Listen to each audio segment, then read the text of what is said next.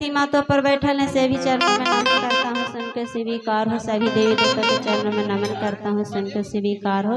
और जितना सभी भी गुरु भैया गुरु बहन बैठे सभी के नमन करता हूँ, सुन के स्वीकार हो। संभावे गुरु नाम, संभावे गुरु नाम, संभावे गुरु नाम।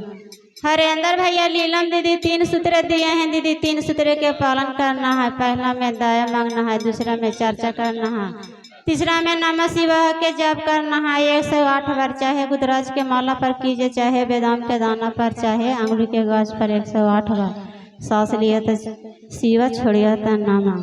चर्चा इस तरह से कहीं भी जो है दीदी है भैया अनजान व्यक्ति मिले कि आप शिव के गुरु बनाए, बहुत दयालु है, कालों के काल महाकाल है, सभी हम पर दया करते थे, सभी पर दया कीजिएगा महादेव।